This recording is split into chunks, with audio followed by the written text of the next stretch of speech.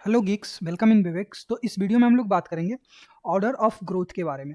तो order of growth क्या होता है, इसको कैसे कैलकुलेट करेंगे। अगर कोई फंक्शन दिया हुआ हो, आपको पता है फंक्शन क्या होता है, ठीक है। तो उसमें अगर आपको ऑर्डर ऑफ ग्रोथ निकालना है तो कैसे निकालेंगे। तो यहाँ पे देख लीजिए, एक फंक्शन एफ एन है, ठीक है, और एक फंक्शन जी एन है। और यहाँ पे क्या बोल रहा है, एफ एन क्या है, मतलब फास्टर है then g N. F N function का जो ग्रोइंग रेट है वो फास्टर है जी एन से। तो देखो, एक प्रॉब्लम को सॉल्व करने के लिए बहुत सारे तरीके होते हैं। तो यहाँ पे क्या है कि जैसे ये हम लोग कैसे डिसाइड करेंगे कि दोनों में से फंक्शन कौन सा फास्टर है, ठीक है। तो यहाँ पे जो फर्स्ट कंडीशन है, हम लोग मान लिए कि एफ एन क्या है, फास्टर है जी एन से। तो इसके दो कंडीशन हो गए, limit n tends to infinite g n divided by f n is equals to zero, and limit n goes to infinity f n divided by g n is equals to infinity. ये दो condition है। और f N और जी n क्या है, time taken by the algorithm, ठीक है, ये है। और f n and g n क्या होगा, तो जीरो से बड़ा होगा क्योंकि टाइम तो निगेटिव होगा नहीं, ठीक है। ओके, अब बात करते हैं यहाँ पे इसके एक क्वेश्चन की। जैसे let a function f n is said to be growing faster than g n, ये बोल रहा है। तो फर्स्ट कंडीशन मतलब ये अगर कंडीशन प्रूफ हो जाता है कि अगर ये कंडीशन प्रूफ हो जाता है कि limit n goes to infinity g n divided by f n is equal to zero, तो हम मान लेंगे कि क्या एफ एन जो है वो फास्टर है जी एन से, ठीक है। अगर ये कंडीशन प्रूफ हो जाता है तो यहाँ पे दो फंक्शन दिया हुआ है, और दो फंक्शन दिया हुआ है तो इसी कंडीशन पे हम लोग लगा देते हैं। तो हम लोग लिखेंगे यहाँ पे लिमिट, और एन गोज टू इन्फिनिटी है। ओके, जी एन कौन सा ये है, तो इसको हम लोग लिख लेते हैं two n plus five divide by f n है तो n square plus n plus six, ठीक है। ये होना चाहिए जीरो के बराबर।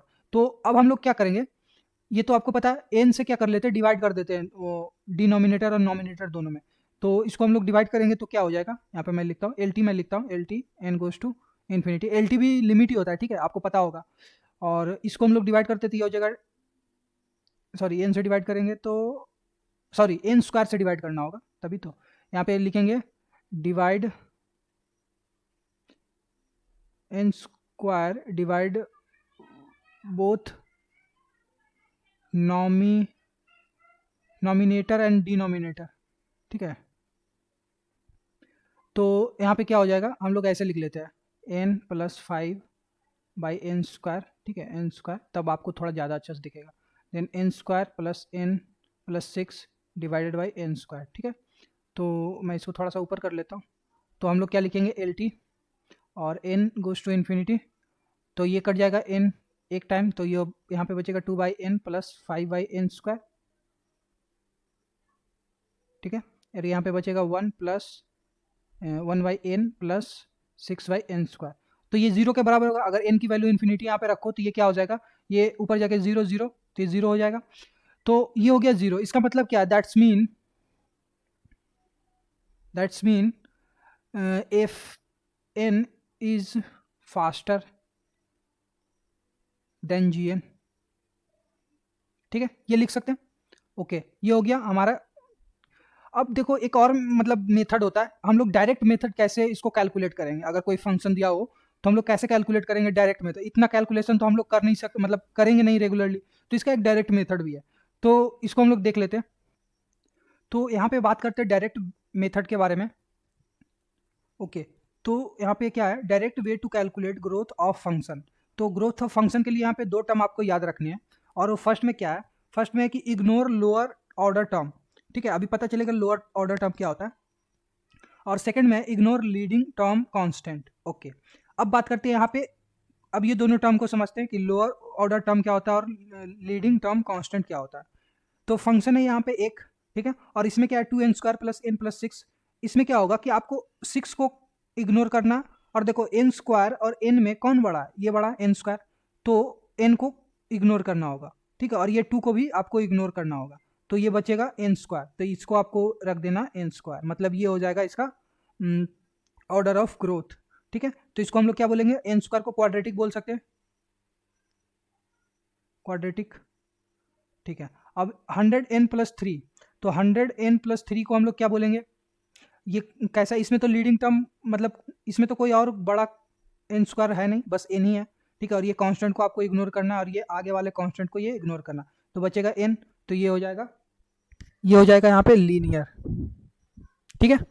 तो आई होप कि आपको समझ में आ गया होगा। कि डायरेक्ट वे कैसे कैलकुलेट करते हैं।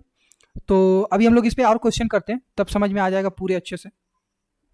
ओके, तो इससे पहले हम लोग क्वेश्चन पे जाए, ये आपको पैटर्न आपको याद रखना है, कौन सा वाला, ये, ठीक है, ये आपको याद रखना है। यहाँ पे है क्या, देखो सी मतलब कांस्टेंट, कांस्टेंट से बड़ा होगा लॉग लॉग एन, ठीक है, उससे बड़ा होगा लॉग एन, देन उससे बड़ा होगा एन पे power n to the power 1/3, then उससे बड़ा होगा n to the power 1/2, then उससे बड़ा होगा एन, देन उससे बड़ा होगा एन लॉग एन, देन उससे बड़ा होगा एन स्क्वायर, देन उससे भी यहाँ पे बड़ा होगा एन क्यू, देन उससे बड़ा होगा एन पे पावर 4, इस तरीके से लास्ट में क्या होगा n to the power n. ठीक है, तो ये पैटर्न आपको याद रखना, ये आपको बहुत ज़्यादा हेल्प करेगा जब भी आप कोई फंक्शन का या फिर कोई भी कह सकते हैं लूप का जब आप टाइम कॉम्प्लेक्सिटी निकालोगे तो वहाँ पे आपको हेल्प करेगा। अब आ जाते हैं ये क्वेश्चन पे, तो बस क्वेश्चन सिंपल सा है, और क्वेश्चन में क्या है, देखो आपको लीडिंग टर्म को हटाना है, ठीक है, मतलब कांस्टेंट को हटाना है। तो अब यहाँ पे देखो पहले ये कांस्टेंट है, इसको इग्नोर कर देते हैं, इसको इग्नोर कर देते हैं। अब बचा लॉग एन, इसके बाद कोई एन नहीं है, तो ये हो जाएगा क्या, इसका मतलब growth of order of growth, ठीक है। तो यहाँ पे हम लोग लिख देते हैं एफ एन का क्या हो जाएगा लॉग एन, और यहाँ पे इसको देख लेते हैं, तो ये कांस्टेंट है, इसको इग्नोर करना, ये आगे वाला कांस्टेंट है, इसको इग्नोर करना, C4 को इग्नोर करना, बचा ये और ये। तो देखो लॉग लॉग एन छोटा होगा एन से, तो इसको इग्नोर कर देना है, तो जी एन क्या होगा एन, ठीक है।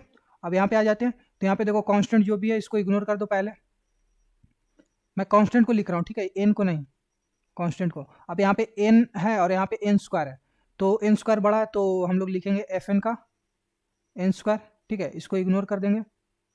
और फिर इसके बारे में बात कर देते हैं जी एन में, तो ये C4 कांस्टेंट होगा, कांस्टेंट है, इसको इग्नोर कर देंगे, F5 को इग्नोर करेंगे, S6 को इग्नोर करेंगे, यहाँ पे बचा n, और यहाँ पे है n log n, ठीक है, तो इसको इग्नोर कर देंगे, तो और बचेगा क्या जी एन में n log n, ठीक है, ये बचेगा।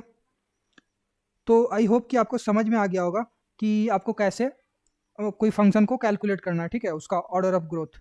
तो मिलते हैं नेक्स्ट वीडियो में, thank you for watching this video. और प्लीज़ यार अगर वीडियो अच्छा लग रहा है तो प्लीज़ वीडियो को लाइक करो, चैनल को सब्सक्राइब करो और बेल आइकन प्रेस कर दो, वीडियो बनाने में बहुत ज़्यादा मतलब मेहनत लगती है।